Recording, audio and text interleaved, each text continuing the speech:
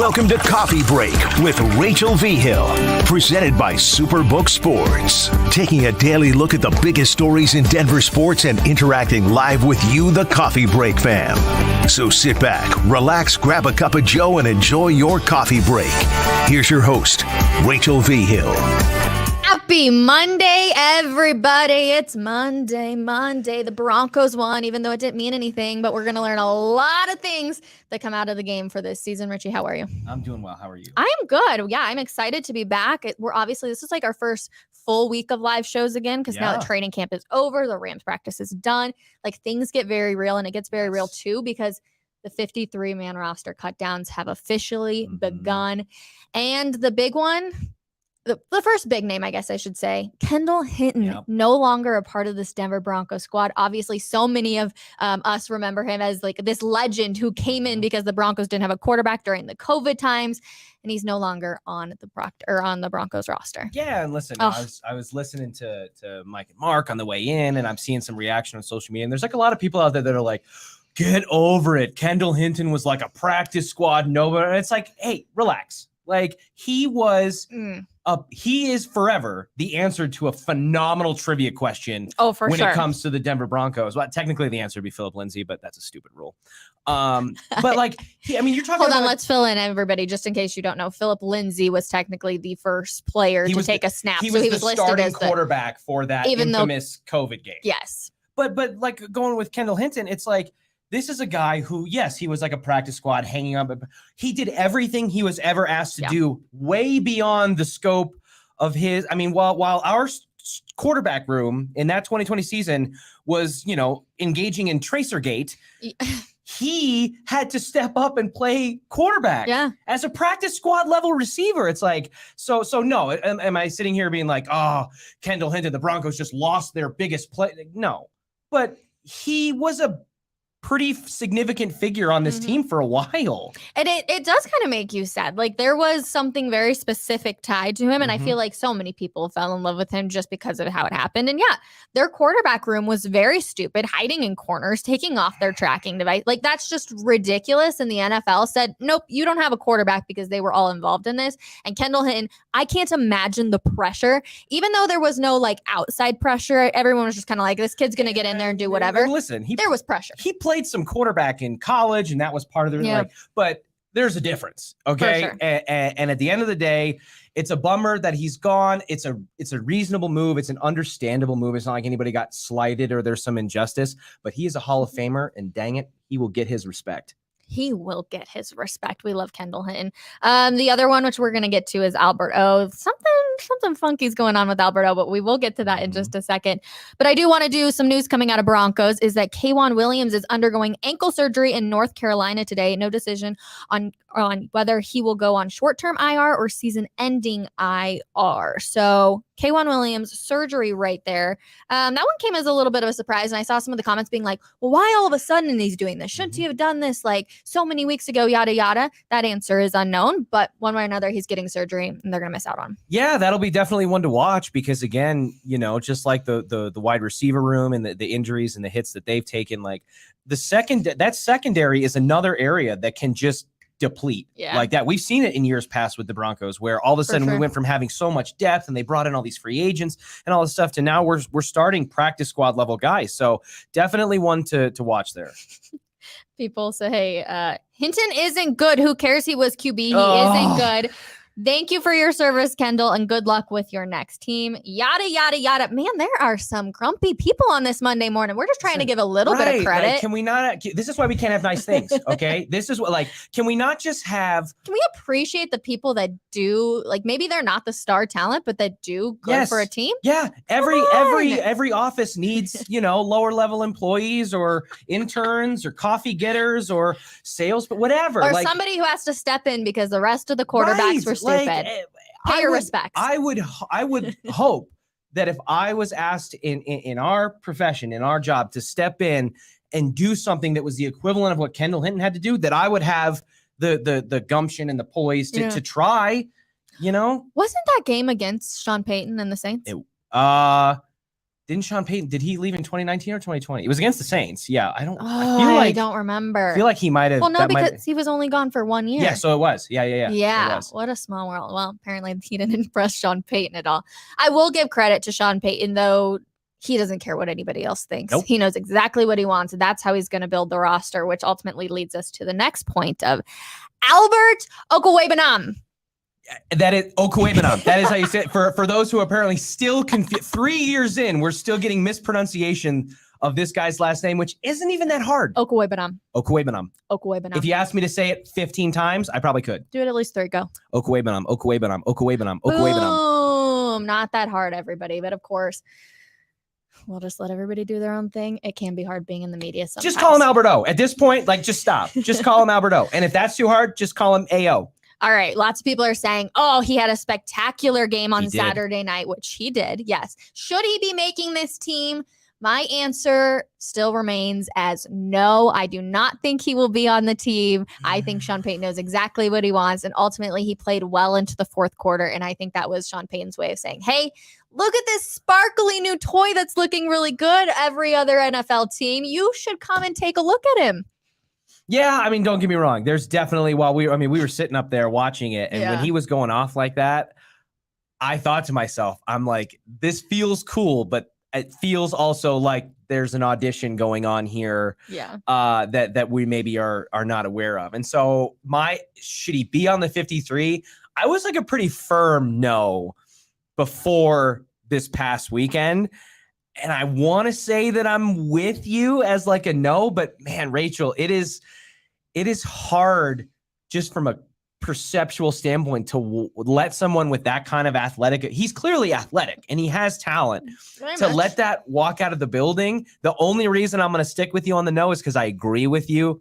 Sean Payton knows what he wants. I still think there's a lot. You'll notice, although I was going to say maybe, you didn't see a lot of blocking highlights from Albert O, but we talked to Jaleel McLaughlin after the game, and he said he sees Albert O making blocks and sealing blocks for him in real time on the field.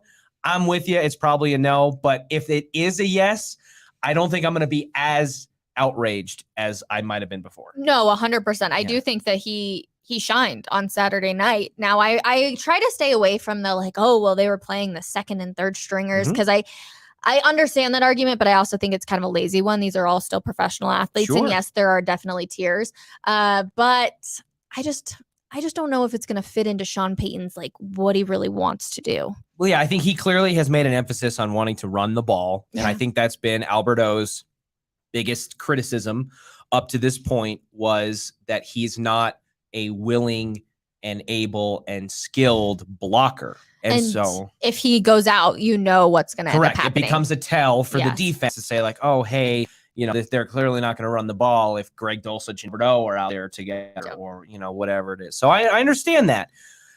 But again, given how stale this offense has been, it is tricky for me to be like, this guy can clearly do things and we're just going to let him go because he'll get claimed. After a performance like that, he'll get claimed on the waivers. So it really depends on what you want. I've been in Payton We Trust up to this point, and I'm going to stick with it. He was 7 of 9 on targets on Saturday night, 109 total yards, 1 touchdown. He did look good, and he shined. So whether Albert O stays on this team or whether he goes somewhere else, I feel like Broncos country is kind of just at a, all right, we'll roll with whatever happens with him. Yep. I mean, we'll see because we're going to find all that information out very quickly here. I can't believe it's already time. I've been complaining. I'm just ready for week 1 against the Raiders. Give it to me. But now the fact that the 53-man roster is getting cut down and we're seeing all those things, I'm like, holy smokes. How did this show up so fast? Yeah, well, and it's surreal when you think about what these Sean Payton and all these other teams and coaches have to do. I mean, you've literally got maybe 48 hours to take your team from, 90 or so down to 53 and all conversations, all the cuts, all the transactions, then the pickups that happen right shortly after that, all in a span of 2 or 3 days.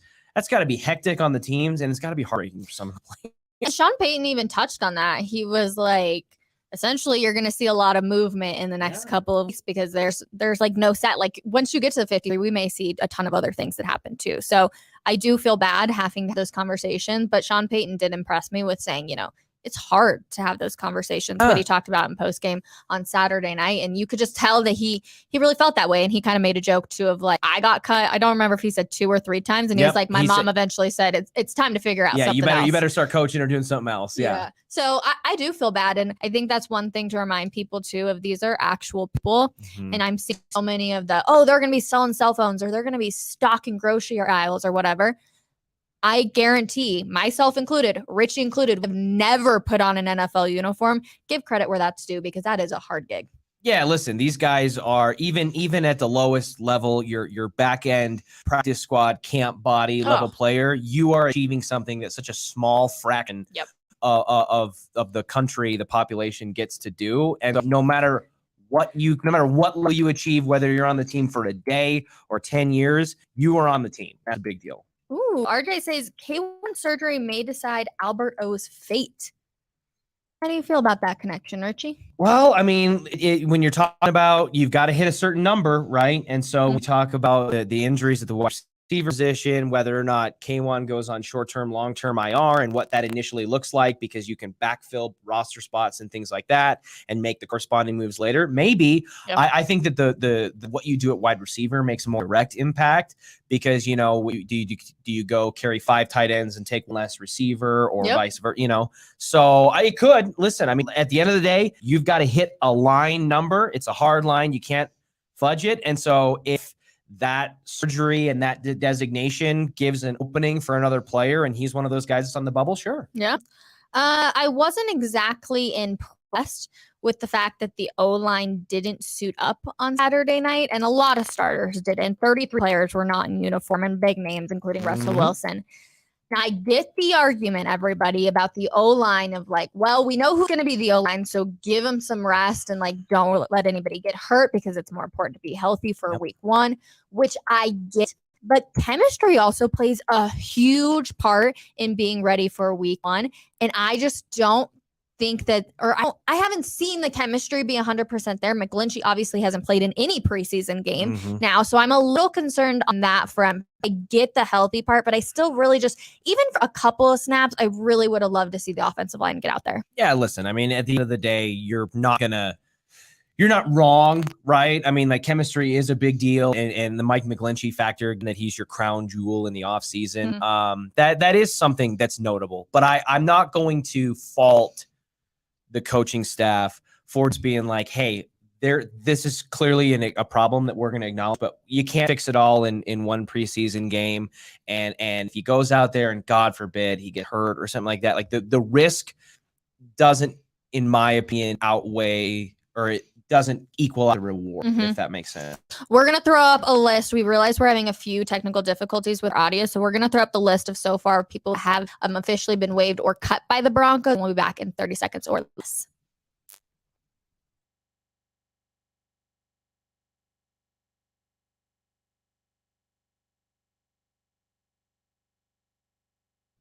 We'll roll with it. Good. All right. Well, we are good. Hopefully that gets taken care of because I did see some of the comments coming through, but don't worry, guys. We're working on the back end to try and fix everything. Yeah, it's just a bummer. Like, I'm ready for football to start, like week 1. Like, I'm getting amped up. I was listening on 104.3 on my drive-in this morning. It's like the road to the Raiders week 1. I was like getting goosebumps because I'm just ready. I just really am worried about that O-line, and I'm worried about protecting Russ. And there's a lot of things that I'm like, I'm just not feeling good.